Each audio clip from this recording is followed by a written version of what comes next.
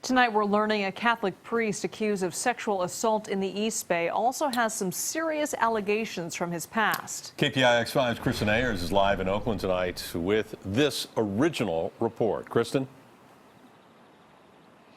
Yeah, guys, victims of sexual abuse tell me it's a game of shuffle. Predator priests whisked out of one parish and into another. Their pasts kept secret from their new coworkers and parishioners. He was always a very friendly person. He doesn't want to be identified, but this young former seminarian says he was sexually assaulted by a priest he considered a mentor, Father Michael Van Den.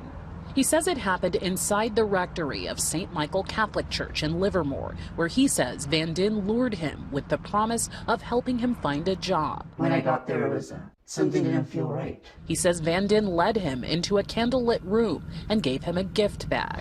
In those gifts, he had oils and underwear, thongs. And then he says Van Den forced him down onto a mattress. I couldn't move, I couldn't react, and he abused me.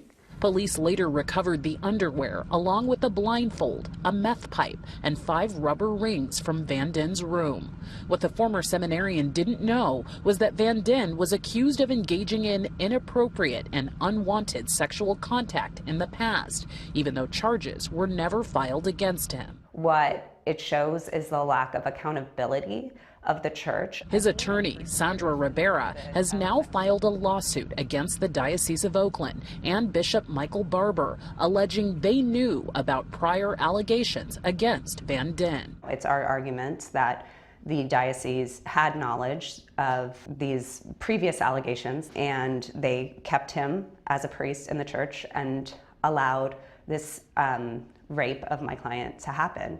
The diocese says it has no report of any sexual assault by Van Den in the past. And since the current allegations do not involve a minor, Van Den's name is not on the list of 45 credibly accused priests the diocese released in February. Their list is just a joke.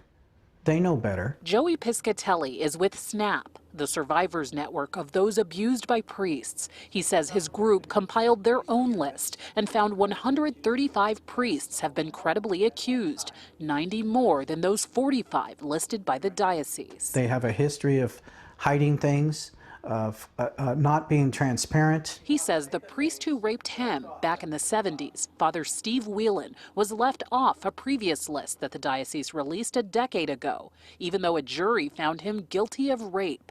Whelan was finally added onto the diocese list this year.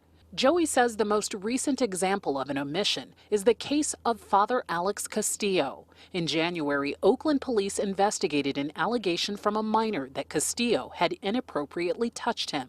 The diocese put Castillo on administrative leave, and he has since fled the country.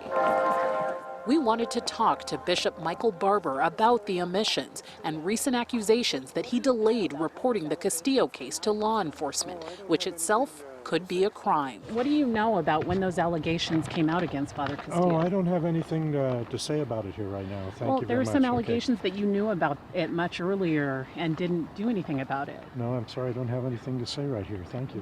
They decided to protect their own people, to protect their image. It's an all too familiar story now for this former seminarian who says he's lost faith in the Catholic Church. I'm not angry, I'm hurt.